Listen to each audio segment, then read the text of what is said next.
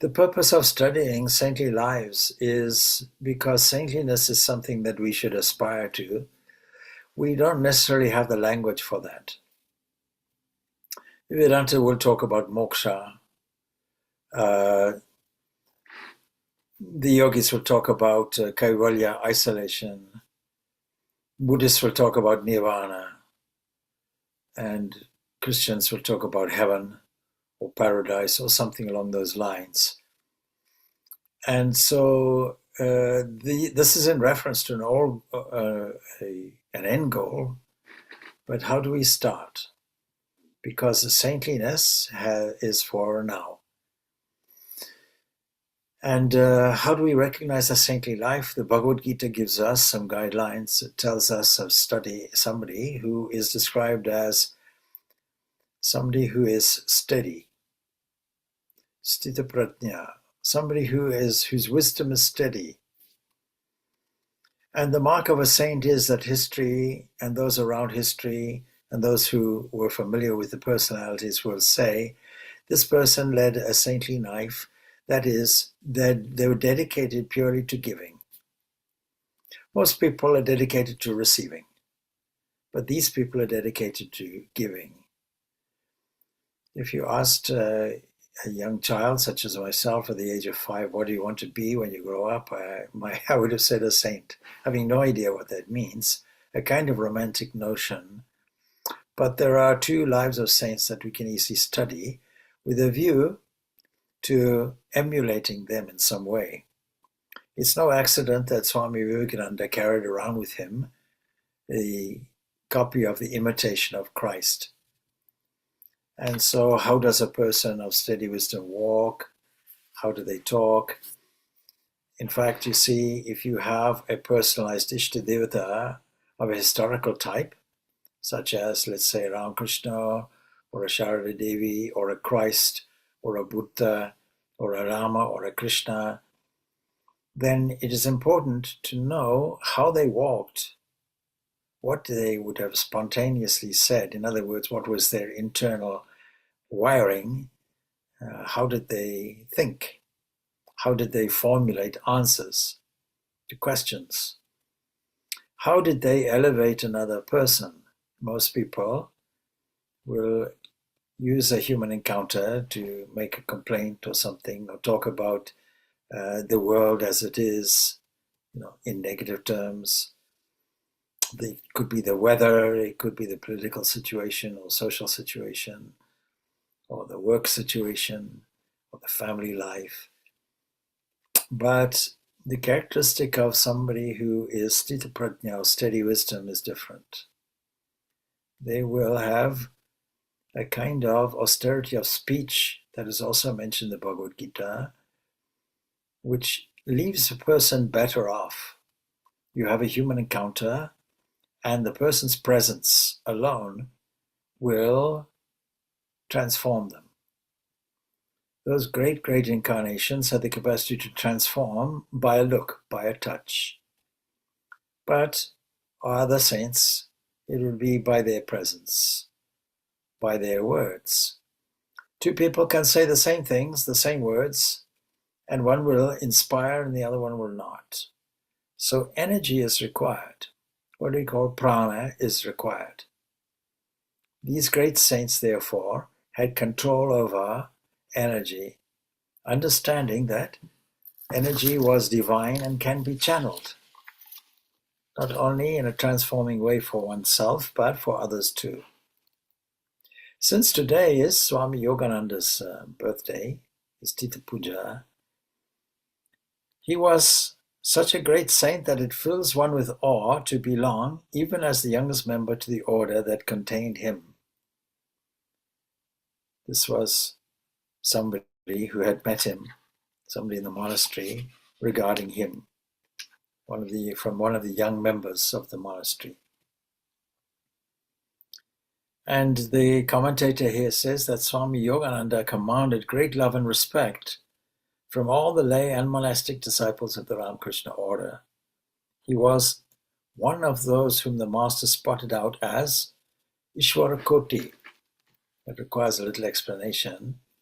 That is, people who are in some way eternally free and yet human. Somebody who comes as an accompaniment to a huge giant wave that comes from time to time, from age to age. So Ishvara Koti, eternally perfect, one of the souls which are never in bondage, but now and then come to this world for guiding humanity Godwards. And there were several such Ishvara Kotis that were identified by Ramakrishna. Now I'm going to alternate between Swami Yogananda and St. Patrick. And of course, there's something like 1400 years and odds that separates the two lives. Patrick was probably born around about, I don't know, I think they say 432, and was supposed to have died in 493, so lived some 61 years. But Swami Yogananda, a mere 38 years. In fact, he was the first of the Ramakrishna's monastic disciples to disappear, to leave this world. And that was of great sorrow and seen as a portent of things to come. Swami Vivekananda would have grieved over it. And Holy Mother, because the unique thing about Swami Yogananda is he dedicated a large portion of his life to serving the Divine Mother. And serving the Divine Mother in such a dedicated way. He was one of the few early on who would have recognized the divinity of the Holy Mother. Now, I have to be careful when I say things like that, because people may mistake this for some dogmatic statements. So Ramakrishna was a divine incarnation. Holy Mother was the same. Two sides of the same coin is our understanding. It is not everybody's understanding, and it doesn't matter if you don't hold that. But for those who hold it, we see it as a great advantage. Just as Krishna himself says in terms of his own incarnation, that there are some who don't recognize him in this body. And it's very difficult to do so in many ways. But St. Patrick and Swami Yogananda have something in common. They were both brought up in an aristocratic family. Patrick, as far as we understand, was born to, his father was a senator and a tax collector, somebody of great importance. His grandfather was a priest. In those days, there was no requirement for a priest to be celibate. And so there was this religious aspect on the one side, and this social aspect on the other side, this kind of status of his family. There's no doubt he was brought up in a Roman family when the Romans had gone from England. And we don't know exactly from where, but what we know is that at the age of 16, and we know from Patrick's own writings, that he wasn't particularly seriously religious, but he got this tremendous shock because he was taken by, I think he called it the Diariata, I may have the pronunciation wrong. Anyway, it was a group of people, tribal people, who were interested in pirating. They took slaves. They went across, in the old days, roadways and so on was not the way to travel. The highways of the day would have been the sea. And they must have taken him and pulled him away at a very young age, 16 years of age, taking him across the sea. And we can only imagine the cruelty, because he probably ended up in chains. He was forced to. He's probably a healthy young man who could have resisted if it was a one-on-one encounter, but it was a gang of Irish pirates who took him. People speculate that he landed in Waterford or that kind of area and took him, and the particular tribe that we're talking about would have occupied the northeast, I suppose, northeast of Ireland and the northwest of Scotland. those areas. In any event, they took him and he had to look after the sheep. But he also learned their culture. He also learned their language. And what we know really, and probably from his own writings, that this period of captivity was critical to his spiritual life. That's the first lesson that we have to learn. All the vicissitudes of life is good manure, good compost for our growth. There's great value in it. I think in one of the talks somebody had asked, what's the value of pain? Well, pain, we learn much more from pain than we do from anything else. So we have to acknowledge pain, we have to take it in. And pain is physical, pain is also psychological. And you can't separate the two.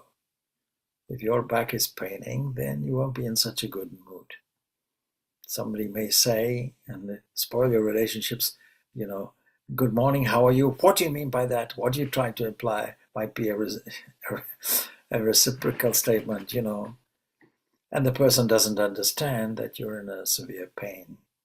Somebody of steady wisdom rises above that pain. Swami Yogananda died at the age of 38. He was in severe pain for many, many, many years because of his asceticism and other things. And so, but he was always smiling. He was always in the midst of all of that. He was always in a good mood. The two characters, Swami Yogananda and St. Patrick, had this great, great one thing in common. They were both prayerful. Was the incident where Yogananda had asked his master, Ramakrishna, how do I overcome this temptation of sex? And Ramakrishna said, pray. And Yogananda thought, this poor man, he hasn't got the answer. He doesn't know what he's talking about. And so I'll go and see, maybe there was some yogic practice. I expect some yogic practice, some kind of CDs or something, some kind of special powers, some kind of esoteric practice. And there happened to be in the compound a Hatha yogi. And he went to the Hatha yogi, and when Ramakrishna heard about that, Ramakrishna said to him, no, you don't have to go there. That'll make you body conscious. You need to be God conscious. And even immediately, Yogananda thought, Ramakrishna is jealous of this man. But then anyhow, he prayed. He didn't get anything from the Hatha yogi. No techniques would help. And when he prayed, he overcame this difficulty that he was looking for. And then that entrenched his faith in the master. So he was a curious character in the sense that he was very soft. He didn't want to offend anybody. We can see that. His family insisted that he marry and tricked him into it. And to please his parents, he did it. And he avoided going to see Ramakrishna. When he finally saw Ramakrishna and said, things are finished for me, because all my life I had wanted a monastic kind of life. And look what happened to me. I got married. And the master, instead of saying, what a pity, he said, that's great. No amount of, you can marry 1,000 times. It won't enable you to depart from your spiritual life and spiritual practice. He gave him that guarantee. And so it was. It was Swami Yogananda who said, amongst all of us, he said, Yogananda has conquered, is free from the sex idea. So to his great surprise, with his doubting mind, he found wonderful results, and he felt ashamed, of course, immediately after, of his doubting mind. So he was soft on the one side when he was going across to Dakshinaswar on the ferry, on the boat, and heard things about Ramakrishna, because to most people Ramakrishna was an eccentric madman. and they were criticizing and gossiping and so on. And Yogin was upset, but said, no, the master would not want me to retaliate. He would want me, in Christ's words, to turn the other cheek. And in great pride, he asked the master, he said to the master, you see, there was this conversation on the boat. You'll be happy to know. I said, nothing. What? You didn't defend your guru? Was the chastisement that came. In other words, please don't be a fool. On another occasion, his softness it didn't allow him to kill any creature, and he was going to ask Ramakrishna about it. And he found Ramakrishna shaking his bedding out, the cockroaches there, and he said, you shake this out and please kill the cockroaches. And Yogananda just shook it out and let the cockroaches go free. And the master noticed, he said, did you do as I asked? No, no. And he got another reprimand. So we have to have a very balanced personality that doesn't go to extremes and is practical. And there was an occasion, of course, when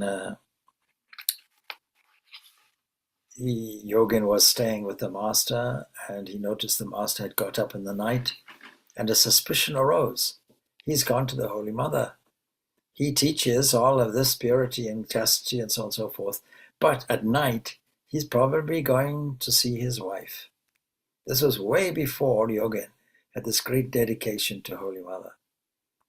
And of course, Ramakrishna had gone to the Panchavati. He was coming back and saw Yogin around the doorway of the Nahabat, the music room where the mother was staying.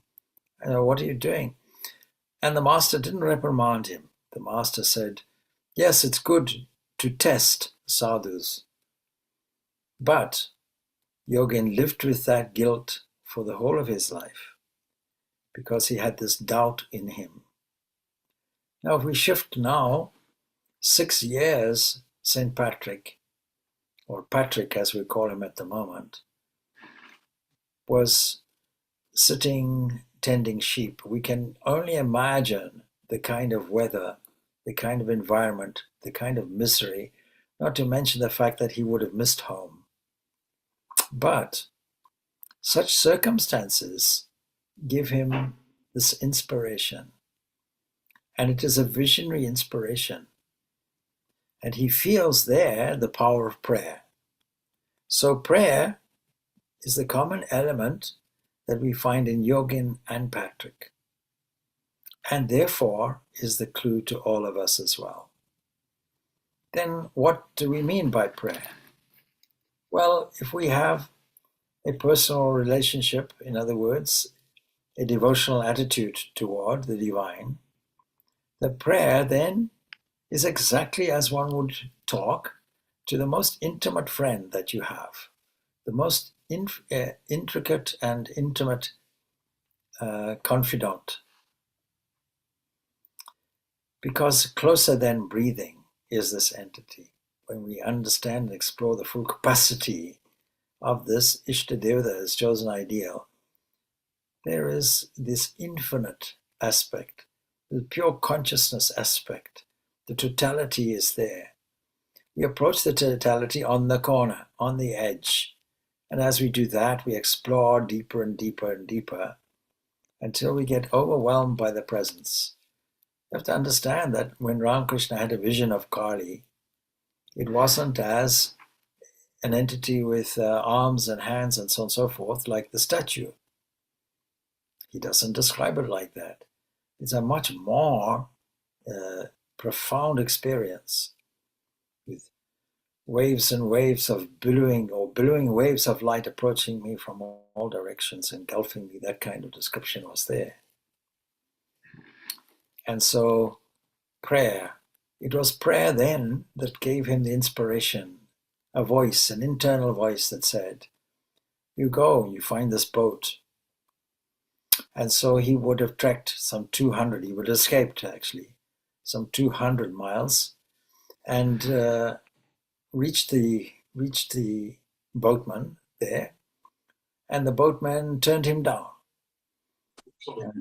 And eventually the boatman, they were eventually persuaded and then guided across. Where did they go to? They went back to his home. And there we can picture even the biblical prodigal son returning, except not prodigal at all, but being forced to be away. The joy that must have been there. And for 2 years he was there, but he wanted now to go and study because he had this vision. And this vision was from Victorious was the person who announced himself in the vision and said, words to the effect, you've left this place, the people want you back. You have to go back and you have to share with them what you yourself have experienced. And in order to do that, he had to have some credentials. So he goes off then to France. He goes to a monastery there. He gets ordained. He gets ordained as a bishop, all of that, and he returns. And again, he comes this time as a free man. And he comes to Ireland, probably to Waterford, so they said. And then from there, going up, probably to Skerries, the islands there, and so on and so forth. And we happen to know from his own pen that he would have baptized thousands of people. Now, I don't think he was the first person there, because it is well known that there was another person from the Gallic area who would have been there ahead of him, Palladius, and but no mention is there as time goes on of this pre-Patrick Christian who spread the message of freedom, because the gospel is the good news about your own inner spiritual dimension, your own kingdom of heaven that is within. And so that is why Patrick is entrenched. We only have two real authentic understandings of Patrick from his own writings. One is the Confessio, and one is the Corotius. And one is really a defense because he's accused. And being accused by the bishops and so on across the sea, and he refuses to go and meet them. That's a kind of strength and character which we also find in Yogananda. In Yogananda, when Vivekananda came back from the West and has this Jiva Shiva, this worship of God in man, this social upliftment program and so on, Yogin said, this is not what our master taught us. Our master taught us meditation. Our master taught us austerity and spiritual practice. Our master taught us prayer. Our master taught us the individual spirituality. And he would have challenged Vivekananda. So on the one side, we see very, very soft. On the other side, doubting. And on the other side, also challenging. That was the kind of character that we come across with Yogin. Yogin, of course, grew spiritually under the keen care of the master, and we can assume that Patrick also grew under the care of those spiritual mentors in the various places that he went to in Europe. And of course, even when Sri Ramakrishna fell ill, Yogin was one of those that attended, devoted as a disciple, working undauntedly, without sparing himself or his own health. And of course, Ramakrishna had already marked on the Bengali almanac the day of his death. So, of course, after that, a great deal of grief there. And the one who is grieving the most, of course, is Sharda Devi, the Holy Mother. And it is Yogin who is in the party constantly with the mother, visiting all the pilgrimage places that she is visiting, and in between while having his own devoted spiritual practice. And sometimes, for example, in Varanasi, staying there, only begging his food. So it is definitely known that Yogananda stayed with the mother even when the mother moved to Nilamba Babu's house in Belur in 1893. He was there. He was one of the companions. And his work in serving the mother was so intense and his health so poor that he engaged a brahmachari. And Vivekananda said, "Be careful. How can you do this?" You know, one of the great cornerstones of the brahmachari life is this chastity. And you're putting this young boy in the very presence of all the women around Sarada Devi. And Yogin said, "Don't worry, I'll look after it myself. I put my own personal guarantee onto it." So when the Ramakrishna Mission Society was actually started, and Vivekananda was so emotionally disturbed and moved by the resistance of Yogananda and others, that you see, he says,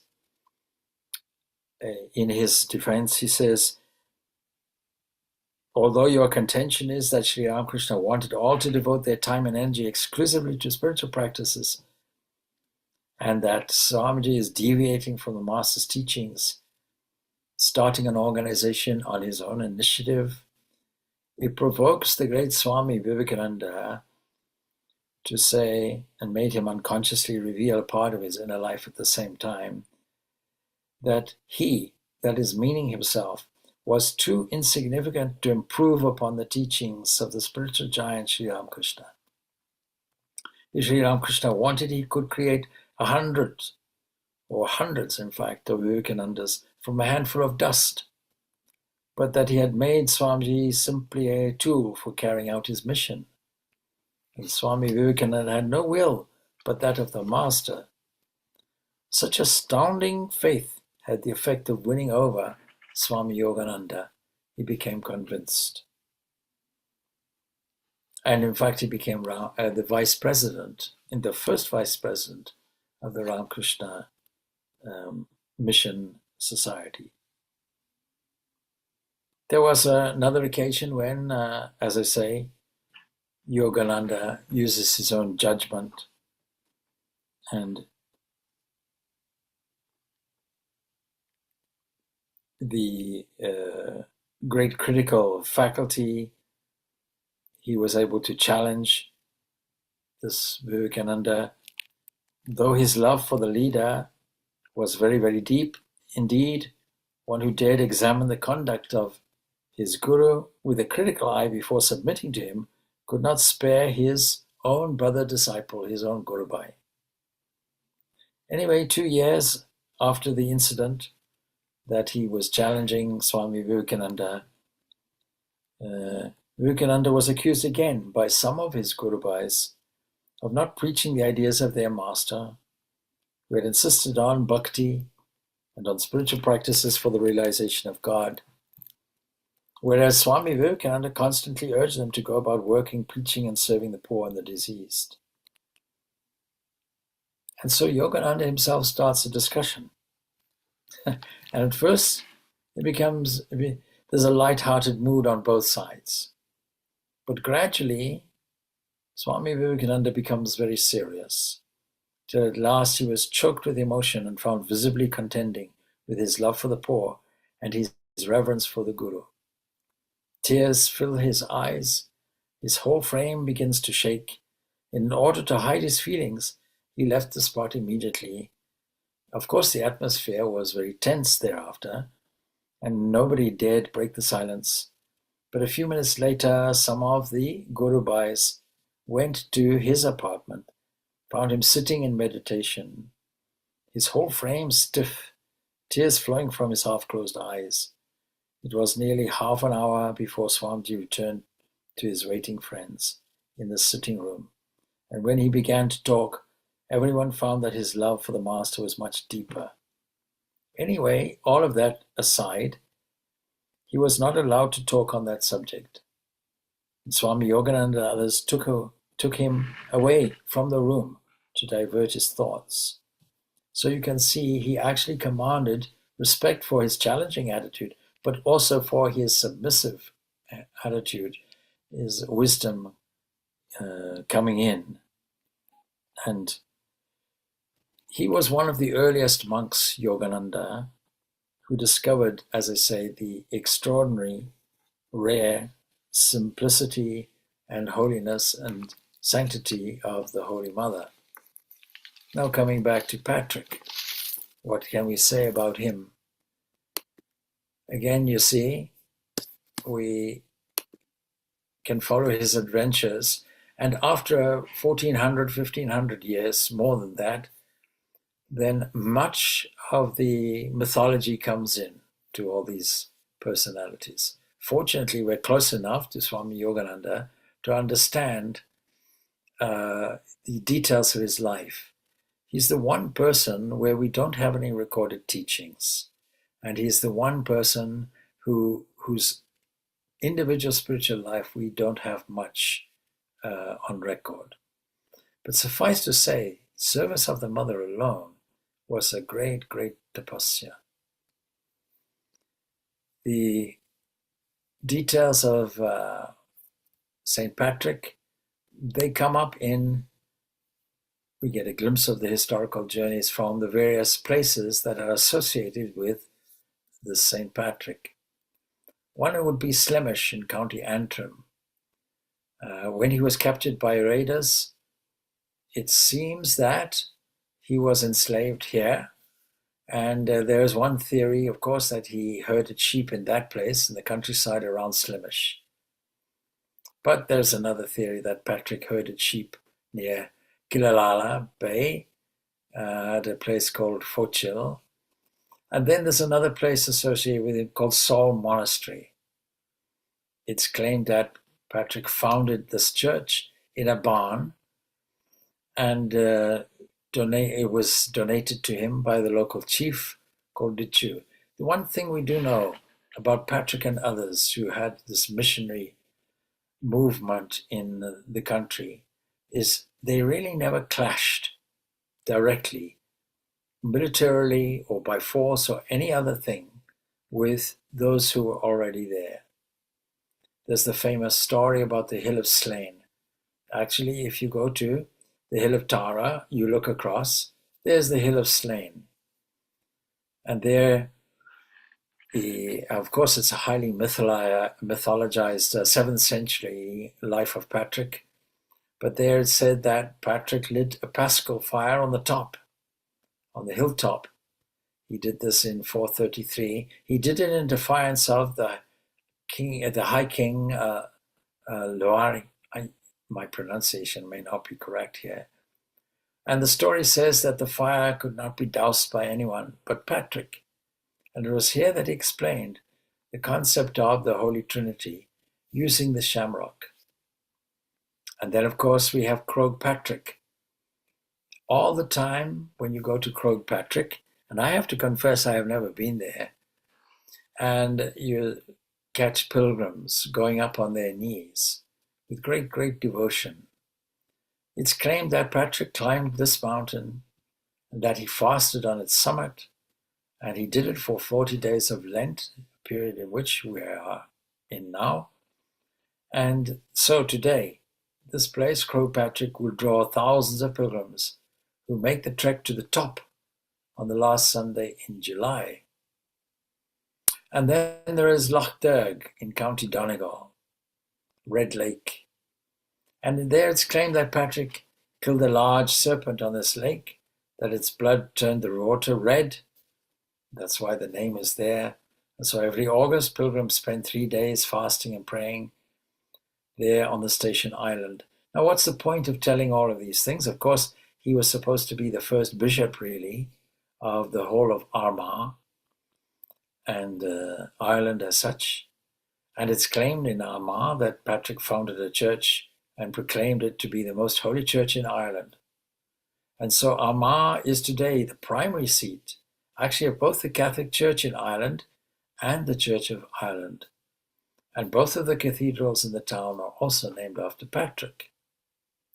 And then, of course, there's Downpatrick in County Down, meaning Patrick's stronghold.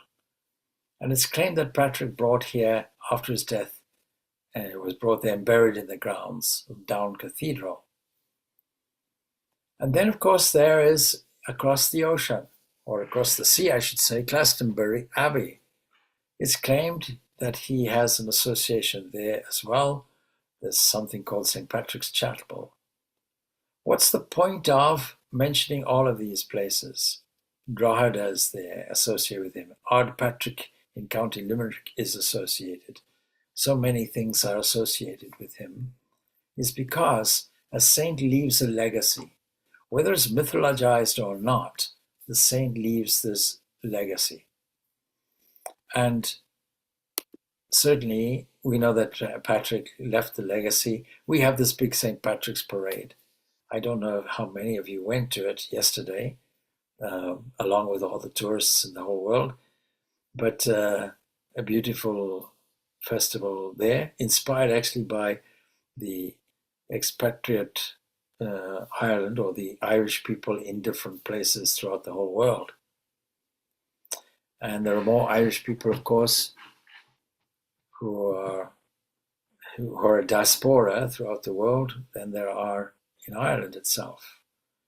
And of course, every American wants to be Irish, there's no doubt. And New York had this big procession, this big festival, and so Ireland also had this. But it is a day actually for soberness, contrary to what most people think. And so a day for celebration, but a day for soberness. Our soberness will be to reflect on the life and influence of somebody who we don't know that much about. And we find stories several centuries later, but who left his mark, left this great impact on us, and taught us that we begin off in an enslaved condition, all of us. After all, if our goal is freedom, then it means we are enslaved. Enslaved by what? Well, enslaved by the constraints of a physical body, enslaved by the constraints of choices, our psyche, enslaved by various conditions. We would love to fly like a bird, but we are constitutionally not meant to do it. But with our superior intelligence, we can design an airplane and short-circuit thousands and thousands and thousands of years of evolution. So man's ingenuity is there, capacity is there, but still restricted choices. What we call free will should really be called free choice. Because freedom and will, these two things don't get together. Because a will involves a precondition somewhere. So as long as we are conditioned with all the restraints and constraints and misunderstandings, in other words, as long as we are peering through life through a kind of veil of Maya and taking the veil itself to be real, then we would be in trouble, and it's a painful existence. These are pain-bearing things. So freedom from what? Freedom from constraints, freedom from pain, basically. And so we begin with pain in order to become free from pain. In Ramakrishna's example, you have a thorn in your foot, you take it out with another thorn, and then you throw both away. So we are using the instrumentation of the body, not considering it to be a constraint. We're using the instrumentation of the mind, not considering it to be a constraint. We are cultivating both of these things through severe austerity, through holy company, and through study. And once we are comfortable enough to be steady and of steady wisdom, then our light will shine by itself. No need to go around converting people unnecessarily, but the impact of the personality itself will do it. I have no doubt that thousands and thousands of people were drawn to the personality of Patrick, who transformed himself from a slave who was taken captive to a free person. And that wasn't the end of the story. Because he didn't enjoy his freedom, he went back to the very place. He went back to the world of enslavement, as we all should do, and then make something useful for the good of others, for the benefit of others. These two things, both Swami Yogananda and Patrick have in common, that they both released themselves from slavery. They both made some usefulness in this world, even though, as we have said and as we have read, Yogananda resisted this and yet ultimately saw the good in it. But look at his own service unparalleled to the Holy Mother, as a servant, as a companion, trusted in the company of mainly women companions. And there he shines. And he's shining with the light of his master, no doubt, shining with the light of the divine. Patrick has shining light as well, coming out, so that 17th of March, we all remember St. Patrick, even though we may not investigate the details of his life and just enjoy a festival, still behind it all, there's a reason. When we investigate it, it becomes an inspiring story for us. And having also the mettle and courage to challenge, just as Yogananda challenged Vivekananda, and Patrick also challenges and makes his defense and says, no, I won't come and face charges. I have too much work to do here, and carry on. And yet he went into deep depression over it. We know that from his own writings, that he was accused of something. And in other words, there was also a challenge, of course, by Yogananda as well. I should tell you that in the early days of studentship with Master Ramakrishna, he was stayed away, and Ramakrishna was concerned about him. And so he made it known. You see, he's borrowed some money and never paid it back in full. So that seemed to be a stain on his character. And Yogananda, therefore, feeling ashamed because he had borrowed something, he'd returned some of the money, but not the complete thing. He came, and then, of course, he realized it was a pretext for the master to get him back. Not only did he repay the money, but he also discovered the master used this as a device to bring me close to him. These two remarkable saints, 1400 years and all apart, are worth studying and reflecting on and meditating on. So I think we can use that opportunity as a subject for our meditation, and to put ourselves in those saintly shoes and try to think as they thought and try to feel as they felt, both engaged in selfless service, both engaged in spiritual disciplines, both going through various hardships, both under criticism, both using their wisdom to learn from it, to transform discord into harmony, as I always say. And we all have that capacity to do that. So there's just a few thoughts on these two saints. Now we have about 10 minutes actually still free. And so we can use that to ask questions if you have any. Swamiji, I have a question. Okay, good. I'm not sure if I have an answer, but there you go. All right, go on. You said that the prayer, like how do we pray to the divine? It's like he's our near and dear one. So we just say what we have to say, like simple, utmost truth, sharing our feelings. So, like the books that are so popular, The Power of Positive Thinking, etc., and all that, they all say that like the force or universe doesn't understand negative language, the difference between negative and positive. So even if you pray, you shouldn't be using negative terms. So if we say that, then like if that's true, how can we share our negative feelings or our fears with the divine? Then it kind of creates a barrier. So um um how do we do it? Well, the word try has to be handled very carefully. Most people who say or who teach positive thinking, uh, what they really mean is they're trying desperately to be positive in the midst of negativity and not succeeding. We can compare it to a spiral downwards people have experienced. And the spiral upward is only temporary because it's going to spiral downward again. We have to get out of it completely.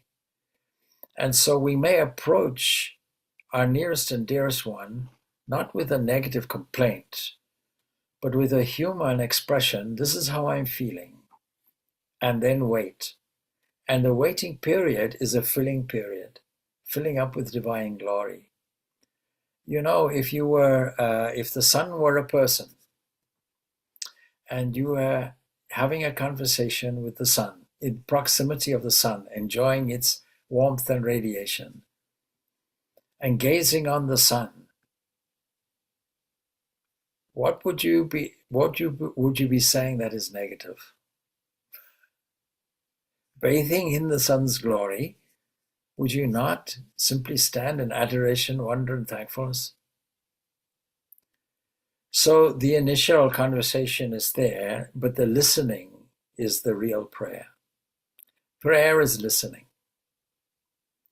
But that doesn't mean to say we cannot come in our full humanhood as we would come to any, but not in terms of request, not in terms of give me this, not in terms of highlighting the negativity, but highlighting the human expression and waiting. And it's the waiting period, the listening period, that is a filling period. And you're left with not just positivity or trying to be positive, you're left with an abundance of fullness that overflows in you.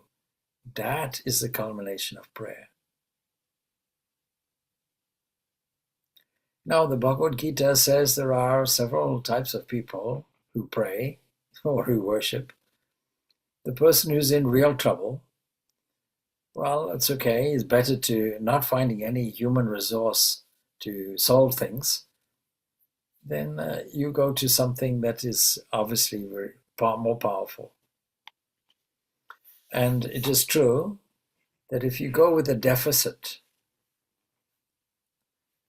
means, will you give me this? I want this, but I don't have it. You won't get anywhere, actually. And so, but nevertheless, these are dear. According to the divine, they're dear to me, but, you know, they haven't got the real understanding. Others want to pray for, wealth. Others want knowledge. But the real devotee, the one dearest, is the one who is worshipping for worshipping's sake, that's all. Bathing in the sunshine, bathing in the glory of the divine, and listening to the inner sweet voice. Now we get this from St. Patrick. We can imagine alone on a mountainside, let's say, in a very cold climate, with sheep for company, missing his home, and resorting, obviously, to some higher resource from his childhood, having thought, there is a God, and my grandfather was a priest, and my family is religious, and so on. But I never really practiced much. But here I am in a desperate situation. I need some kind of assistance, divine assistance. In the midst of hopelessness and helplessness, he's opening himself.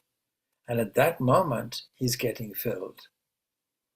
And the filling is of an unusual type. It's of an adventurous type, a dangerous type. Because in the 200-mile journey, if he's caught, then that would be severe. There's probably death. A slave does not abscond. He does not escape. This was part of the reluctance, I think, for the boatmen to take him across. They recognized him as an escaped slave. Who else could it be? But he had faith, and that's the key thing. So we are saying faith. And faith means we trust that whatever we have in mind will come to pass. Supposing you want to pass an exam, you put in the past tense, already accomplished. Supposing you want some kind of new position at work, you imagine it, because this cosmic mind is there, already accomplished. This is faith. So in a selfish way, you'll get it. In an unselfish way, you'll also get it. One is in your favor, one is not. But you'll get it. It's a law. So every thought movement will have its effect. The initial effect will be on your physical body. Every thought, every resolve, every intention will be a kind of evaporation into a cosmic area that condenses as something in your area for you and for others. So there is every merit in prayer, there's no doubt. But we have to understand God is not a shopkeeper. God is not an Amazon God where we put an order in. Not like that. The purpose of our life is to get to this closeness. Now, closeness, using our human closeness, we get close to the personality of the divine, and then that becomes a doorway, an access, if you like, to the full glory, the full totality. And the period in between, the interim period between that closeness and the experience of a totality, that transition period is called listening. Prayer is listening.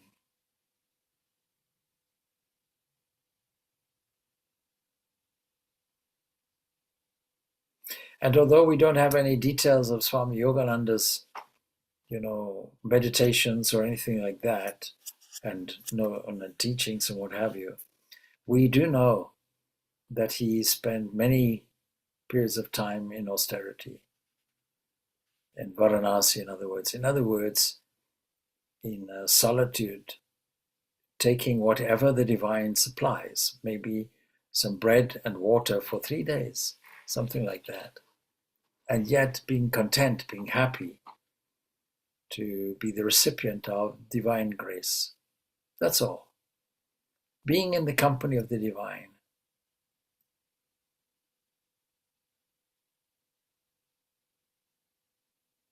You see, if you were a gopi in the midst of Krishna, you would only want to dance, but you would also desire, will you give me your company?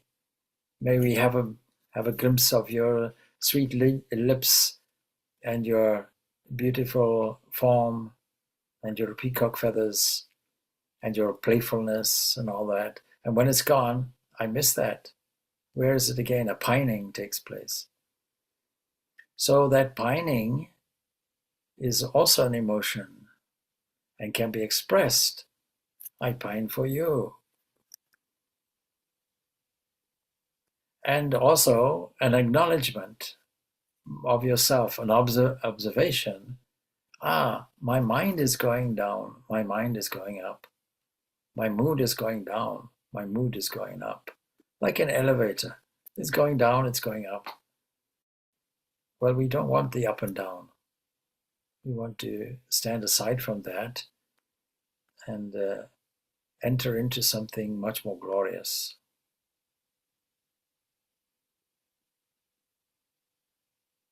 It's not an escapism. It's going into the reality in a deeper way. That will give us huge joy. So even in the midst of great suffering, there was joy. In Patrick's suffering, I'm sure there was joy. And in Yogananda's suffering, who has suffered from his health, there was joy too.